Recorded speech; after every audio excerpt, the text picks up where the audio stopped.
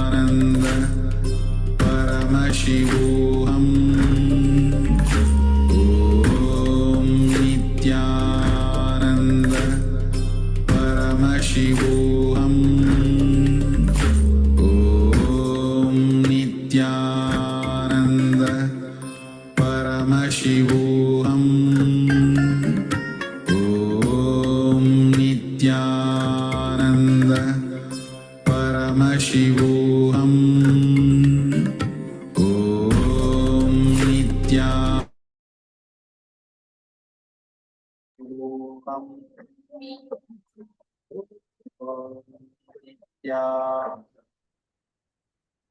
Yes, now please go ahead and share what are the objects names which are on my left side.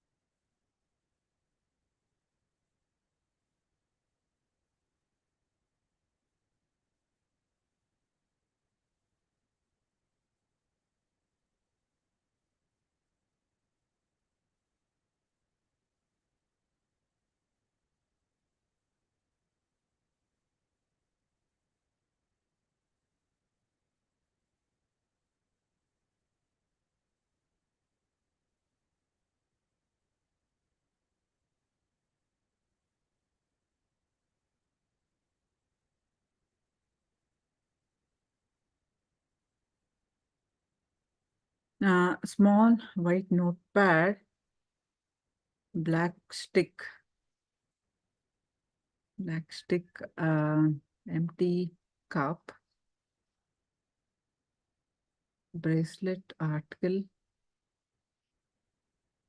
wood and small bag and a plant on floor.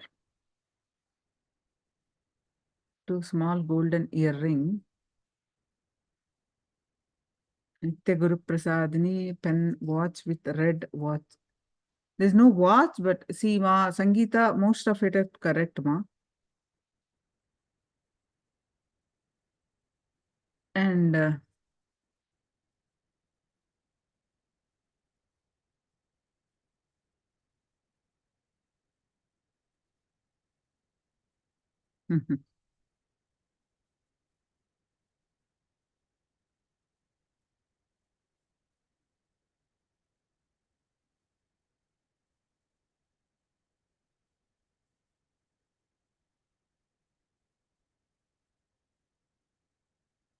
Jenny, a fruit, orange.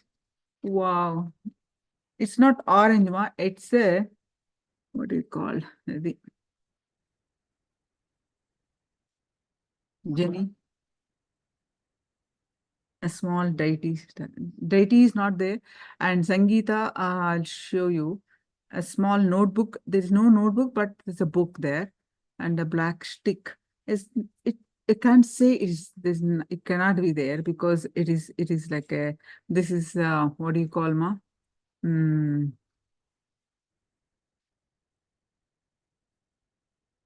Earphones with a stick protruding.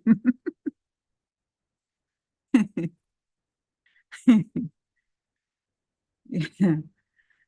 So many of the very good manifestation. All of you manifested actually. Elizabeth Ma, you need to try. You are simply denying trying. Somewhere you're not trying. Yeah. Somewhere you're not trying. 2 small gold earring. Okay, it's not gold earring, but it's kind of, I have to show you.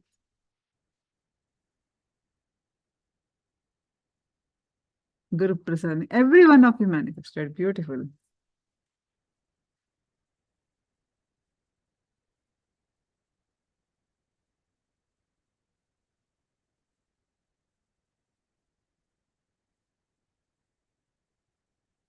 Wonderful manifestation. Yeah, any questions? Do let me know.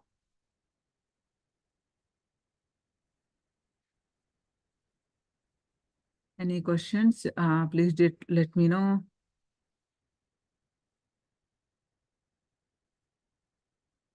What else can I do? You simply, whatever, see, you relax, man. See, even Sangeeta one day, she said a few days back, maybe 2 weeks back, she was saying, can I share, Sangeeta? Can I share your experience?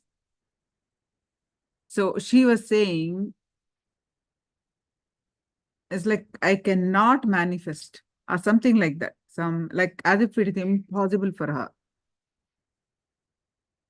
I said the same thing, just relax. And when, if somebody else, if Guru Prasadni is able to do, Jenny is able to do, means you are also able to do. You just need to trust. You just declare you are manifesting. That's all. You align to your higher self. You believe in your higher self. It is not you. It is Swamiji manifesting. Here, what I mean by Swamiji, your highest self. Guru is your highest self. Guru represents your highest consciousness. Understand, Elizabeth? It is power manifestation is happening through your highest self, your higher consciousness, right? That is more truth than what we go through as a real life. As the ups and downs of life is not truth, but the actual truth is that is the reality. You just declare, you just, yes. No, ma, it is possible. You declaring means it, you believing it, declaring it, believing in it. She was in the same space. Sangeeta was in the same space, maybe at least 2 days. Yeah, relax. Declare, just relax. It is not like something big. It is not like impossible. Just relax. Completely relax at that time. Sangeeta, you want to share anything? How you were in and how you are able to manifest. It's not like everybody is perfectly manifesting, but she shifted the space. So Sangeeta, I would like to share.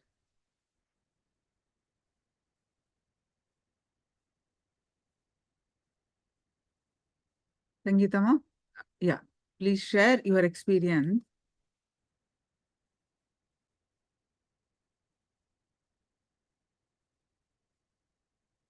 Yeah, Sangeeta was, she was writing.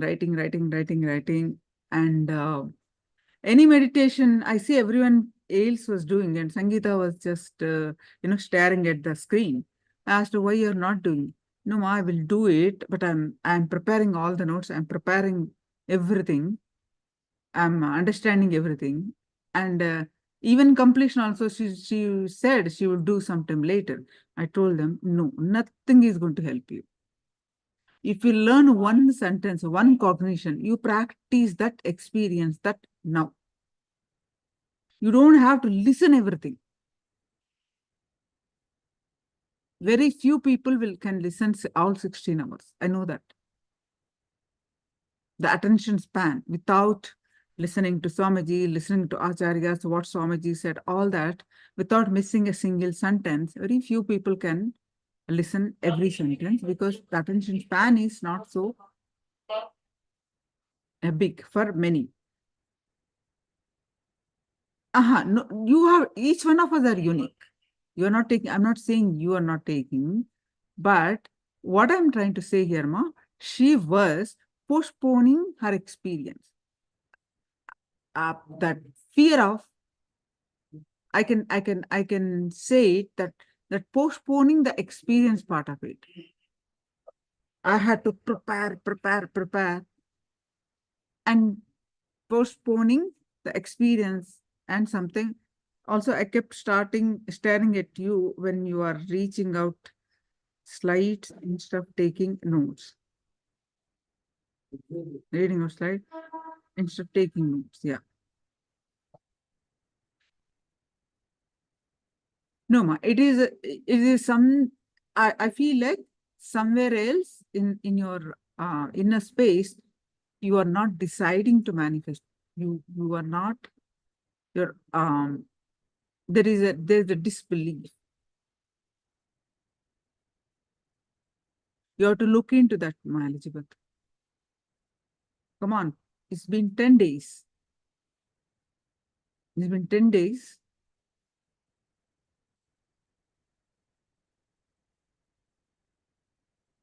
You have to look in and just drop that disbelief.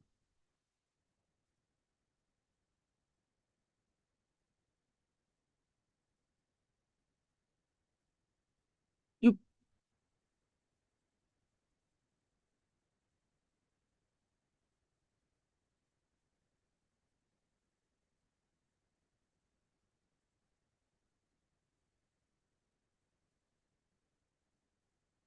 So do you carry that it is any belief that my third eye is not open, or I'm not ready for it, or it is not happening, or what is that cognition coming on?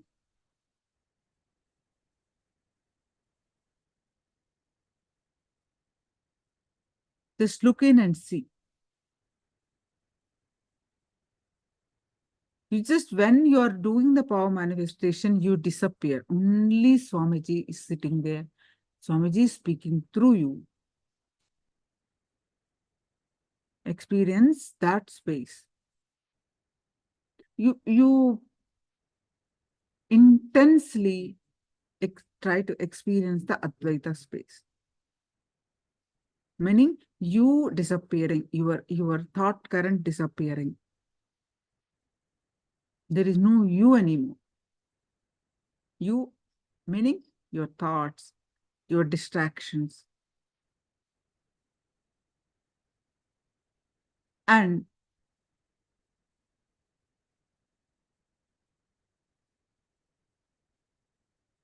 decide, each time decide. What is Om Nithyananda Paramashivoham means? What is the meaning of that? You are declaring I am Paramashiva. Declaring I am Nithyananda Paramashiva. Understand, ma? You are declaring each time you chant.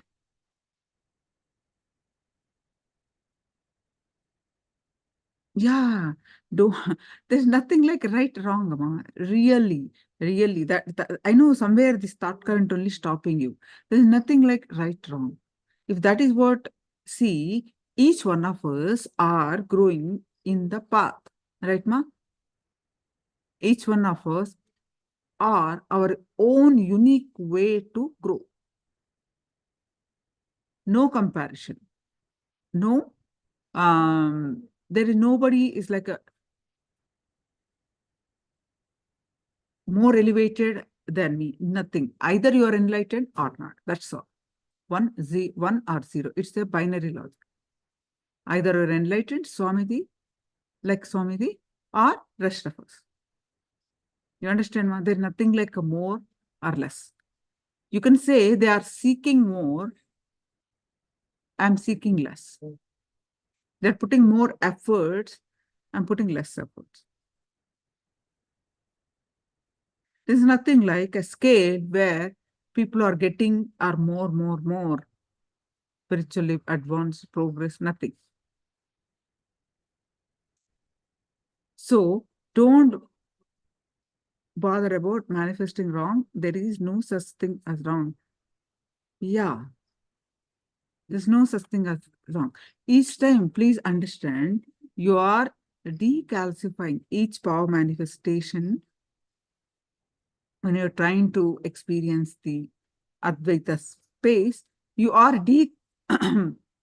decalcifying your third eye. You you are you are experiencing the oneness space. You are seeing, you are aligning to your consciousness, your higher self, which is in the form of Guru. Meditating on the Guru's form is one of the most useful spiritual practice.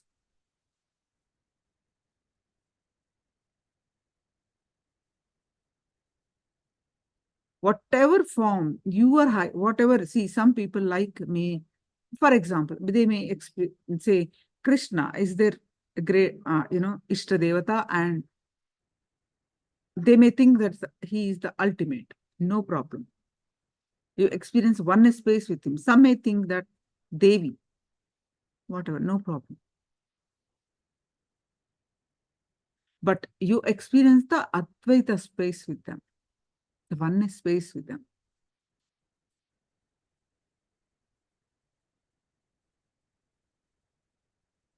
So don't bother about right, wrong. It is your path. You are traveling in that path. That's all. Elizabeth, you're getting it? You're traveling in that path, your own unique path. So, what is there right? Who is there to judge? Who is there to say it is right or it is wrong? You are not harming anyone. That is the right thing. That's the best thing. People only can say wrong if you are harming someone. When you're traveling in this path, there's nothing like right, wrong.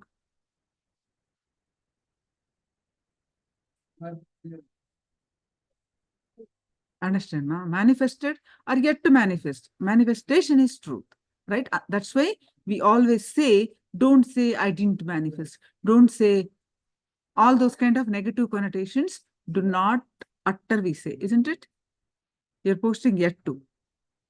But that yet to also has to come to a stop, and you have to, I'm encouraging you. Understand, ma? Somewhere you are not believing that you can manifest. You're not deciding. You're bringing in logic.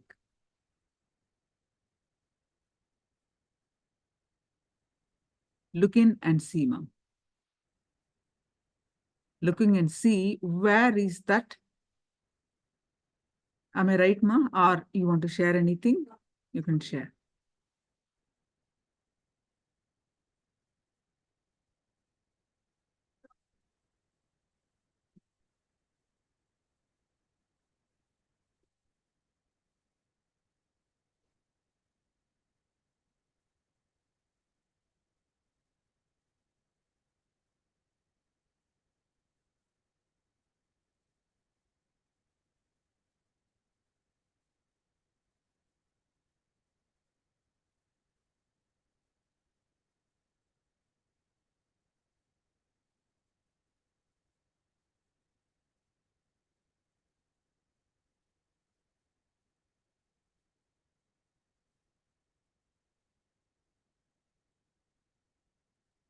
I think I may be distracted by the event that happened. Okay, ma'am. All right. So I just, there's nothing like, just believe in yourself, ma'am. That's all.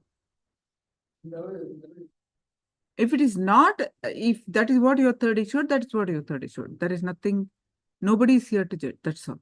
Okay. It is like you're traveling a path, ma. Some are seeing the road signs, some are not seeing the road signs yet. That's all. But everybody is traveling.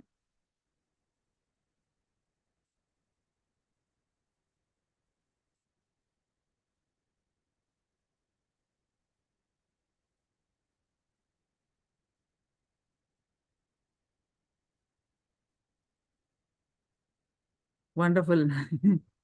Wonderful, ma'am. Wonderful.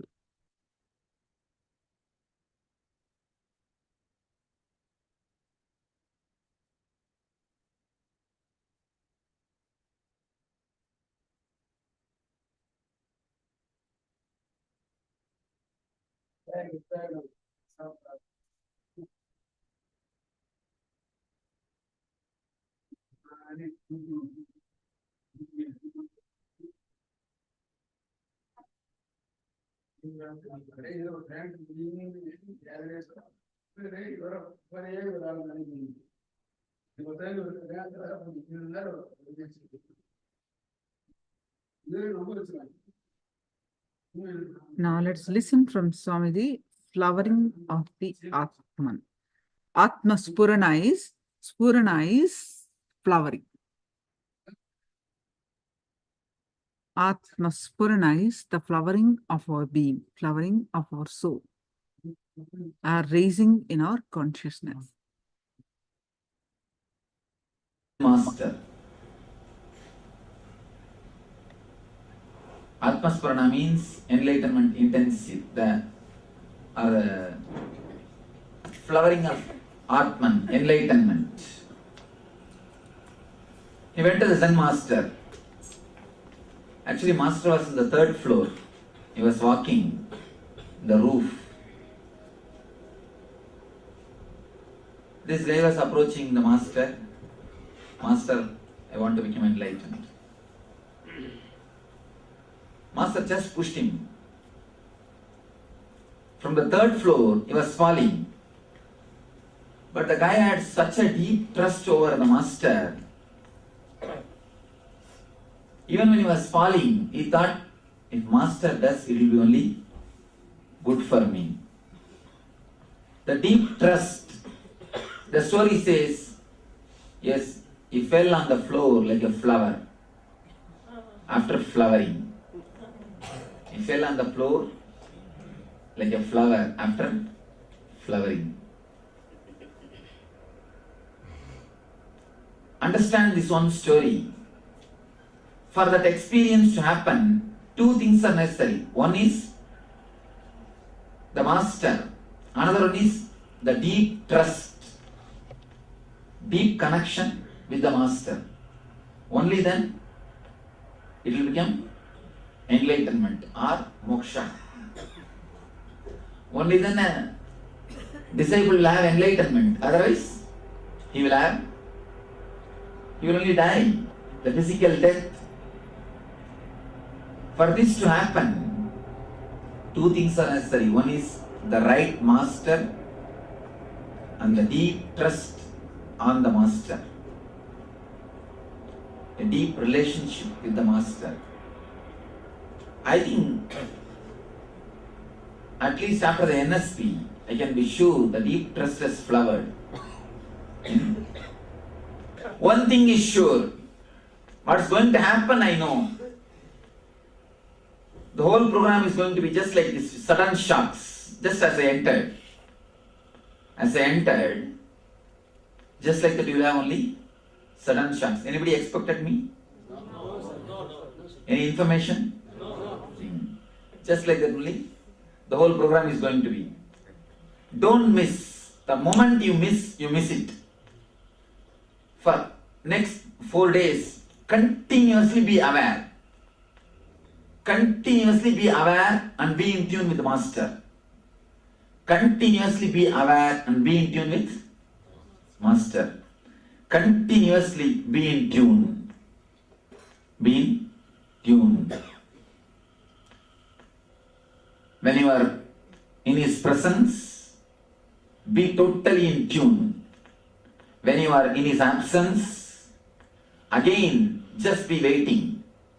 Just have the intense waiting. Intense waiting is one of the wonderful technique. Whomsoever was waiting for me before I came, whomsoever was waiting, you will see, you will have this program. You will have it. The people who are intensely waiting, the very word Upanishad means sitting with master, nothing else. Just sitting with master. Of course, sitting for the master is also Upanishad. Intense waiting is a wonderful technique. So this very waiting can do a lot in you. So when you are in my presence, be totally tuned to it. When you are in my absence, be totally tuned to that also. Let my presence and absence penetrate you. Then you will see naturally whatever is supposed to happen will happen. When I say tune to my presence, I say through all five senses fall in tune. By seeing, by hearing, by smelling, you will be able to smell me. When I say you will be able to smell me, literally I say you will be able to smell me. The Master's presence is very deep, penetrating. Only because of our insensitivity, we again and again and again miss it. The very air will give a different vibration, will give a different warmth when he is around us. The very air can be totally different. The temperature will change when he is around. So through all the five senses, just fall in tune with him. That is what I call falling in tune with my presence. Falling in tune with my absence is intense yearning. That is what we call in Bhagavata Viragadava. What gopis felt for Krishna. There is a beautiful story.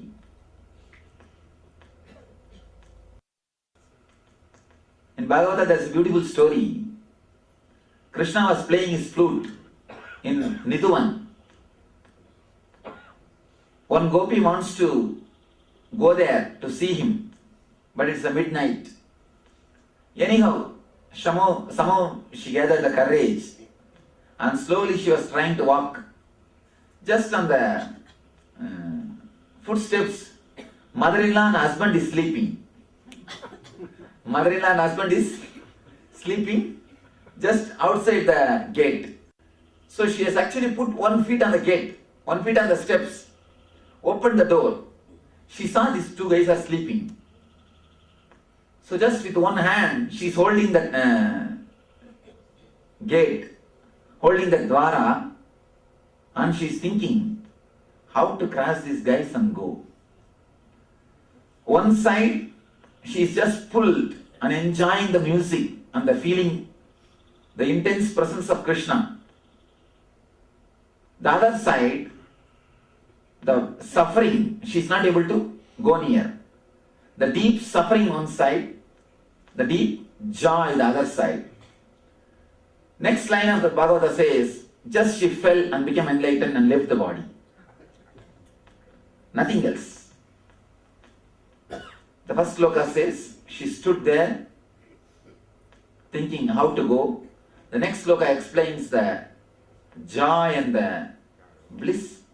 Third sloka says, she fell, became enlightened and left the body. Fourth sloka says, beautifully. I think tomorrow I'll try to pick up that slokas and bring it here. And I'll read the original slokas. Only then you will understand the beauty. The fourth sloka says, by the intense suffering, all our negative karmas, pains have disappeared. She has finished. By intense joy, all our punya karmas, the merits are finished. Both are over. Now there is nothing more to live. Simply she dropped, became enlightened and left the body. When you fall in tune with Master's presence, the intense joy, when you fall in tune with Master's absence, the intense pain, both can purify you and make the miracle to happen in you. Master works in two ways, by giving his presence and by giving his absence. By giving his presence and by giving his absence. Please be very clear. Never think he is not working on you if you are having his absence with you. He is giving his absence. He is giving his absence. Be very clear. if he makes you forget him, or if you forget him, only then you are really missed. Then you are unfortunate. If you are continuously remembering, but you are not able to be around him, or he is just keeping you aside, he is not giving you due importance which you want, or he is not giving you his presence the way in which you want, never think he is not working you or he has left you. If you have forgotten him, or if your trust is shaken, then you can be sure you are unfortunate. He has left you. Otherwise, you can be sure he is working through his absence. So these 3 days, you will see, you will have a peak or extreme of my presence. And each one of you will feel, when I enter the hall, something penetrating your body, like a needle. You will see my presence intensely works on you. The other side, you will see my absence also intensely works on you. Even a single moment, when I move, that absence will intensely work on you. In the stairs only, on ASP, Nithya meditation, I was giving instruction. Open the eyes and close the eyes. In Nithya meditation, one portion you do opening the eyes, the other portion you do closing the eyes. I was giving instruction, close your eyes and start meditating. One lady didn't close her eyes.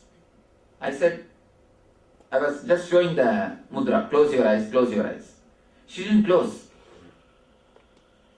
Then I can't give the instruction because others are meditating. It will disturb her. It will disturb others. I called her separately and told, close your eyes and sit.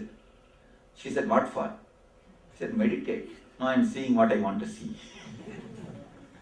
I am already seeing what I want to see. I don't want to see anything by closing the eyes. Enough. Even one moment, of course, she was really sincere. Even one moment, she was not able to close her eyes. She said, no, I can't close the eyes, Sandra. I don't want any visions, this is enough. The intense presence also will penetrate, and the intense absence also will penetrate. So naturally, Atma Spurana can happen. Just be totally in the present moment. For next 4 days, drop your cell phones, enough. Drop your cell phones, completely drop your cell phones. Don't even go and talk in the gap time. These 4 days you are not going to have any gap. Please be very clear. In the ASP you had gaps. In the NSP you had gaps. In the ATSP you are not going to have any gap. No gap. It's an intense work. For next 4 days, no cell phone, no, not only physically, even mentally drop. Mentally also drop. First, drop your inner chattering. Simply drop your inner chattering. Just be. For next 4 days, witness every thought. Any thought comes, don't follow it. Now when my discourse is over, a thought will rise. Let me go to the room. Don't immediately follow. Give a gap. Relax. Witness. Let it come again and again. Let it become strong and move your body automatically. Listen here. Now, the moment the thought comes, let me go to the room, you catch that thought. Your body starts moving. For next 4 days, please don't do that. When the thought comes, let me go to the room. Witness it. Then again it will come. Witness it. Maximum possible time, witness that thought. After some time, after some 10-12 time, the thought will become so intense, it will just take your body, lift your body. When the thought directly lifts your body, without you being inside, something happens to you. That is what I call grace. That is what I call grace. When you are there in between your thought and the body, you look so ugly. When you are missing between you and your thought, everything, whatever you do has got grace. Even your scolding, your anger will have compassion in it. Even your lust will have a pure love in it. Everything.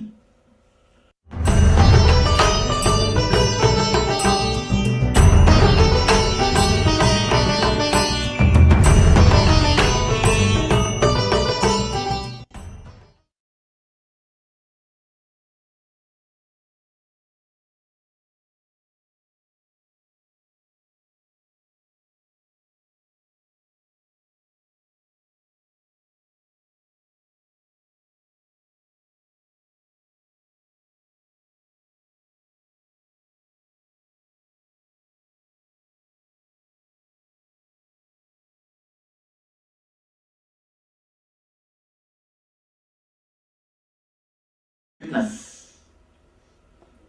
It will become unbearable and let automatically it move.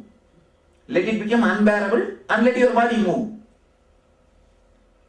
After this program also, your mind will, the first thought will come. Let me go to the room and rest. Immediately usually what you will do? Get up. Walk. Now don't do that. Relax. Wait. Let the thought raise. Let it come. Just witness. Neither try to suppress the thought, nor try to go behind it. Just witness. Try to be witness as much as possible. Just witness the thought raising and falling. Rising and falling. Rising and falling. Don't bother. Oh, everybody has walked. I am sitting alone. No. Witness that thought also. Just witness. Let every thought rise and fall. Witness.